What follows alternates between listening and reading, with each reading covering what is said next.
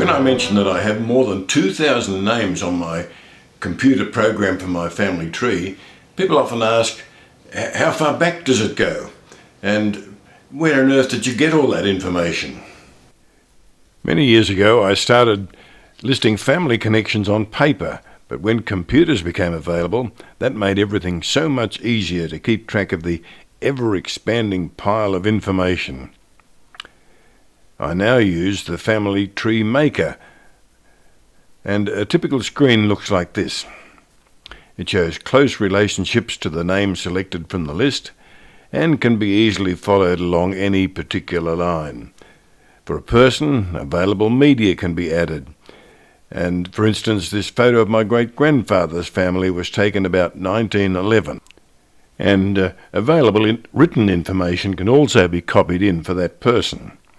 Occasionally I join Ancestry and I've made my tree available on that. So there are often further hints to follow up and also contacts from other people whose trees contain a name that's on mine.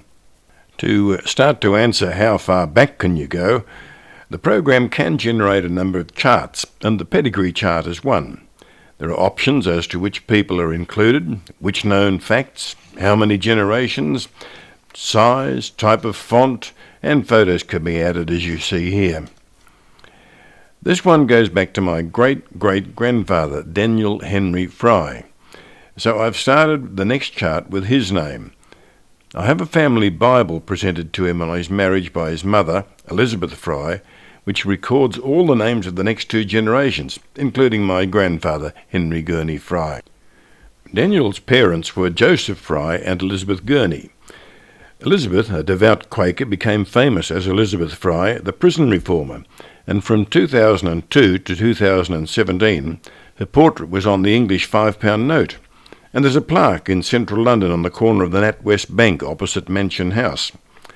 As a number of books have been written about her, there's considerable information about her family that I've been able to include in my family tree.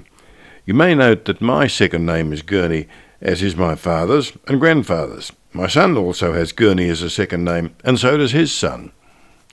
Following the Fry name back to John Fry, born in 1701, I visited Sutton Benger in Wiltshire in 2003 and found that his house was now the Vintage Inn. A booklet on Sutton Benger gave me details of the Frys in that area, most of them Quakers. Quite often they were successful businessmen, as they were trusted with finance and treated employees well. This chart goes back to Alexander Fry, who died in 1638. I got some of this information from a booklet produced by a large group of Frys in Western Australia. That came about by a chance meeting by my father, who met a lawn bowls group from Busselton when they visited Kahuna, and put us in touch.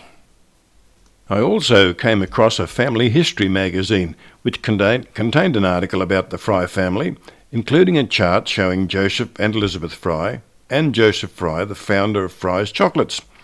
It also traced the family back to John Fry, spelt with an E, whose son John was born in 1500, so I was able to add that to my records. The E at the end of the name seems to have been dropped in the 1600s.